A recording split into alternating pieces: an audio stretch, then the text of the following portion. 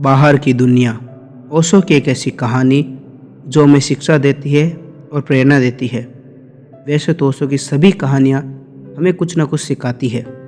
ऐसी एक कहानी ओशो की जिसका नाम है बाहर की दुनिया।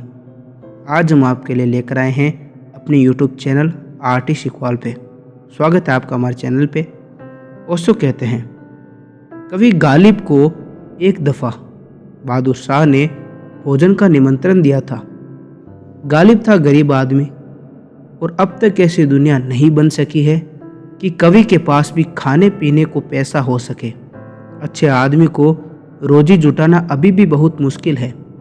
गालिब तो गरीब आदमी थे। कविताएं लिखी थी। ऊंची कविताएं लिखने से क्या होता है। कपड़े उसके फटे पुराने थे।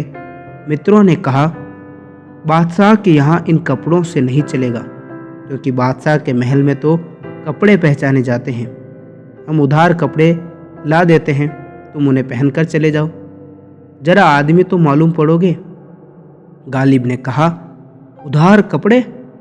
ये तो बड़ी बुरी बात होगी कि मैं किसी और के कपड़े पहनकर जाऊं। मैं जैसा हूं ठीक हूं, किसी और के कपड़े पहनने से क्या फ़र्क पड़ जाएगा, मैं तो वही रहूँगा। मित्रों ने कहा, छोड़ो भी ये फिलोसफी की बातें, इन सब बातों से वहाँ नहीं चलेगा। हो सकता है पहरेदार वापस लौटा दे। इन कपड़ों में तो भीख मंगो जैसा मालूम पड़ते हो। गालिब ने कहा, मैं तो जैसा हूँ। गालिब को बुलाया है, कपड़ों को तो नहीं बुलाया, तो गालिब जाएगा। ना समझता, कहना चाहिए नादान नहीं माना गालिब और चला गया। दरवाजे पर द्वारपाल ने बंदूक आड़ी कर दी। पूछा कि कहाँ भीतर जा रहे हो। गालिब ने कहा, मैं महाकवि गालिब हूँ। सुना है कि नाम कभी आपने मेरा। सम्राट ने बुलाया है मुझे, सम्राट का मित्र हूँ। भोजन पर बुलाया है। द्वारपाल ने कहा, हटो रास्ते से। दिन भर में जो भी आता है अपने को सम्राट का मित्र बताता है। हटो, नहीं तो उठाकर बंद कर दवा दूंगा अंदर। गालिब ने कहा, क्या कहते हो, मुझे पहचानते नहीं? द्वारपाल ने कहा, तुम्हारे कपड़े बता रहे हैं तुम कौन हो, फटे जूते बता रहे हैं कि तुम कौन हो। शक्ल देखी है कभी आईने में तुमने खुद को। गालिब दुखी होकर वापस लौट आया। मित्रों से उसने कहा, तुम ठीक ही कहते हो, वहाँ कपड़े पहचाने जाते हैं। ले आओ उधार के कपड़े। मित्रों ने कपड़े लाकर दिए। उधार के कपड़े पहनकर गालिब फिर पहुँचा। वही द्वारपाल झुक कर नमस्कार करने लगा। गालिब बहुत हैरान हुआ कि कैसी दुनिया है।